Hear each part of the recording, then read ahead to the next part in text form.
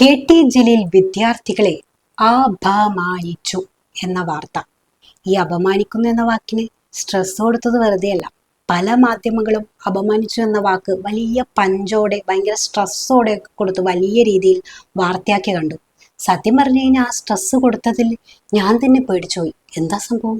എന്തോ വലിയ സംഭവം നടന്നിട്ടുണ്ടല്ലോ, എന്ന് പോയി ഒന്ന് നോക്കണല്ലോ എന്ന് വിചാരിച്ചാണ് ഞാൻ ആ വീഡിയോ പോയി നോക്കിയത്. എന്താണ് നടന്നത്? അപ്പോഴല്ലേ സംഗതി പിടികിട്ടി. എന്താ? പാത്തുമ്മയുടെ ആട് എന്ന് പറയുന്ന പുസ്തകത്തിന്റെ ഇതിവൃത്തം എന്താണ്? ആരായിരുന്നു പാത്തുമ്മ? സഫീന എന്ന് വേണ്ട, സഫീന മതി. ടെൻഷനായാൽ സ്പെല്ലിംഗ് മിസ്റ്റേക്ക് വരാൻ പാടില്ല. എന്താണോ എനിക്ക് എഴുതാൻ പറ്റുമോ? അഡ്രസ് എഴുതാൻ പറ്റും? ഉറപ്പാണോ? ഇതിലൊന്നും എഴുത്. അഡ്രസ് എഴുതാൻ അറിയില്ല. എടോ, അഡ്രസ് എഴുതാൻ അക്ഷരങ്ങൾ അറിയുമെങ്കിൽ അഡ്രസ് എഴുതാൻ എന്തുകൊണ്ട് അറിയില്ല? രവി കുലാർന്ന് എഴുതിക്കുന്നത് എന്താ? ഇതിലിപ്പോ എവിടെയാണ് അപമാനം? ആർക്കാ അപമാനം? എനിക്ക് മനസ്സിലായില്ല കേട്ടോ. കുട്ടികളെ എന്തോ അനുമോദിക്കുന്ന ഒരു ചടങ്ങാണ്. അതിലാണ് ഇങ്ങനെയൊരു സംഭവം നടന്നത്. പുള്ളി എന്തോ പണ്ടെന്തോ അധ്യാപകനൊക്കെ ആയിരുന്നല്ലോ.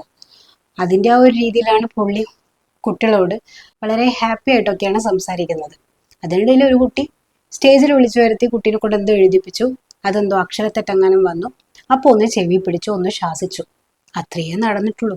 ഇതിലെവിടെയാണ് അപമാനം?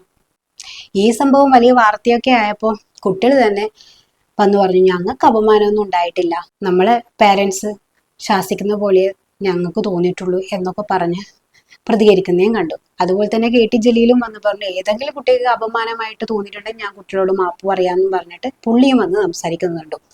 ഇതിൻ്റെയൊക്കെ വല്ല ആവശ്യമുണ്ടോ? ഇതിൽ എന്താ അപമാനം? എനിക്ക് മനസ്സിലായില്ല. ആർക്കാണ് അപമാനം? മന്ത്രി ബിന്ദു കൃഷ്ണക്കോ അതോ ബാലാവകാശ കമ്മീഷനോ? ബാലാവകാശ കമ്മീഷൻ കേസെടുത്തു പോലും.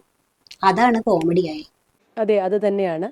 തികച്ചും കുറ്റകരവും അനുചിതവുമായ പെരുമാറ്റമാണ് അദ്ദേഹത്തിൻ്റെ ഭാഗത്തുനിന്നുണ്ടായത് എന്നുള്ളത് കേരളത്തിൽ എല്ലാവർക്കും ബോധ്യമുള്ളതാണ്. ഈ കേസിലെ വക്കീലൊന്നും കേട്ടിട്ടില്ലേ? അതുപോലെ ബാലാവകാശ കമ്മീഷൻ. പ്രത്യേകിച്ച് കേസൊന്നും ഇല്ലാതെ ഇരിക്കുമ്പോൾ ദേ മുറ്റത്ത് കിടക്കുന്ന ഒരു മൈന എന്ന് പറയുന്നത് പോലെയാണ് KT ജലീലിനെ കിട്ടിയത്. അപ്പം എന്നാ പിന്നെ ഒരു കേസ് എടുത്തേക്കാം. എന്താല്ലേ കോമഡി.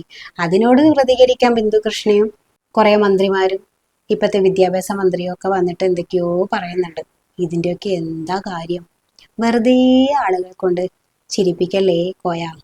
ഇന്നലെ അല്ലെങ്കിൽ മിനിയാന്നത്തെ ചടങ്ങിൽ പങ്കെടുത്ത ഏതെങ്കിലും ഒരു കുട്ടി അല്ലെങ്കിൽ ഏതെങ്കിലും ഒരു രക്ഷകർത്താവ് അതിൽ വല്ല അപമാനവും അവർക്ക് തോന്നി എന്ന് പറയുകയാണെന്നുണ്ടെങ്കിൽ ഞാൻ 100 വട്ടം ക്ഷമ ചോദിക്കാൻ തയ്യാറാണ്.